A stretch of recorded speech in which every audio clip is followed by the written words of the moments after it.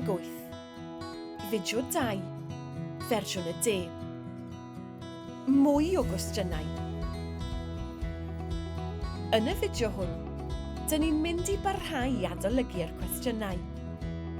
Y tro hwn, this time, dyn ni'n mynd i ymarfer y cwestiynau sawl a faint.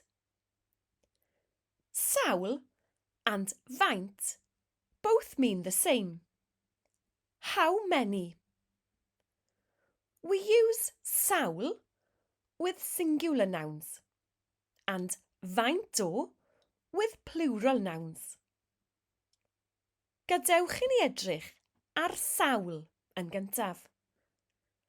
There is no mutation after sawl.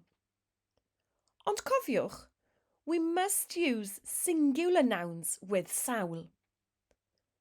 Dwedwch ar fy ôl i.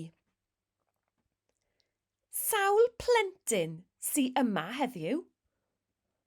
How many children are here today? Literally, how many child are here today?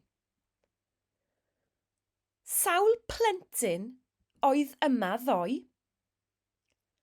How many children were here yesterday? Sawl pensil sy ar y bwrdd? How many pencils are on the table? Sawl llyfr oedd ar y bwrdd? How many books were on the table? Da iawn.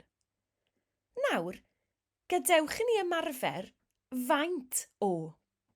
Also meaning how many. Mae treiglad meddal ar ôl faint o. A chofiwch, we must use plural nouns with faint o. Gwrandewch yn ofalus ac ailadroddwch ar fy ôl i. Faint o blant sy yma heddiw? How many children are here today? Faint o lyfrau sy ar y bwrdd? How many books are on the table? Faint o fisgedi sy gyda ni? How many biscuits do we have? Dych chi'n cofio? If o is followed by a pronoun, it must have the correct ending.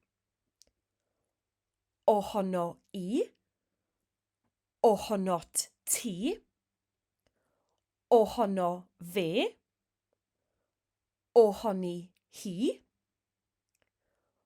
ohonon ni, ohonoch chi, ohonyn nhw. Felly, faint ohonoch chi sy yma heddiw?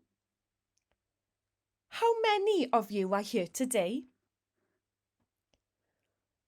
Faint ohono ni sy'n barod? How many of us are ready? Faint ohonyn nhw sy gyda ni? How many of them do we have? Da iawn chi.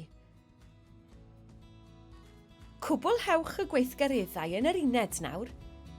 Complete the activities in the unit now. A chofiwch, dych chi'n gallu gwylio'r fideo hwn eto i adolygu. And remember, you can watch this video again to revise if you need to. Pob hwyl!